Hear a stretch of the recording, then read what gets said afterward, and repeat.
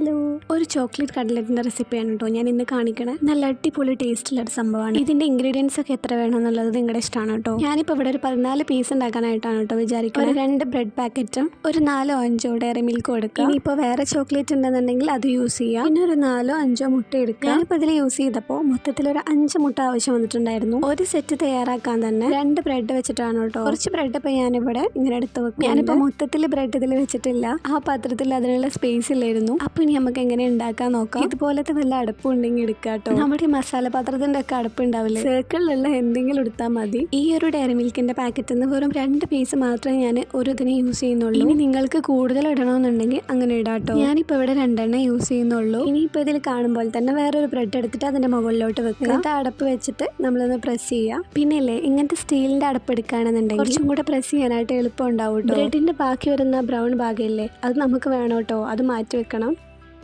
ഇനിയിപ്പോൾ നമ്മുടെ ആ മുട്ടൻ്റെ ബാറ്റർ ഉണ്ടാക്കി വെക്കണം. ഞാൻ നേരത്തെ പറഞ്ഞ പോലെ തന്നെ ഒരു 14 പീസ് ഉണ്ടാക്കാൻ വേണ്ടിയിട്ട് എനിക്കൊരു 5 മുട്ടയുടെ ആവശ്യം വന്നിട്ടുണ്ടായിരുന്നു. ഇനി കുറച്ചൊരു മധുരത്തിന് വേണ്ടിയിട്ട് ഒരു 2-3 ടീസ്പൂൺ ഷുഗർ ആഡ് ചെയ്യുക. അതിൻ്റെ പുറമേ ഉള്ള ഒരു മധുരത്തിന് വേണ്ടിയിട്ടാണ് കേട്ടോ. ഇനിയിപ്പോൾ ഇത് നന്നായിട്ട് മിക്സ് ചെയ്തിട്ട് നമ്മൾ മാറ്റി വെക്കുകയാണ്. ഇനി ഒരു ചട്ടി എടുത്തിട്ട് അതിലേക്ക് കുറച്ച് ഓയിൽ ആഡ് ചെയ്ത് കൊടുക്കുന്നുണ്ട്. ഓയിൽ ആഡ് ചെയ്ത് കൊടുക്കുമ്പോൾ പ്രത്യേകം ശ്രദ്ധിക്കേണ്ടത് കുറച്ച് ഓയിൽ മാത്രം ആഡ് ചെയ്ത് കൊടുത്താൽ മതി കേട്ടോ. കാരണം ഈ ബ്രെഡ് നന്നായിട്ട് എണ്ണ കുടിക്കുന്ന ഒരു സംഭവമല്ലേ. അപ്പോൾ വേണമെന്നുണ്ടെങ്കിൽ പിന്നെ ആഡ് ചെയ്ത് കൊടുത്താൽ മതി. ഇപ്പൊ നമുക്ക് ബ്രെഡ് ക്രംസ് ഉണ്ടാക്കാം. മൊത്തത്തിലുള്ള ബ്രെഡിന്റെ എടുക്കാൻ കാര്യം അത് വെറുതെ ബാക്കിയായിട്ട് പോവും.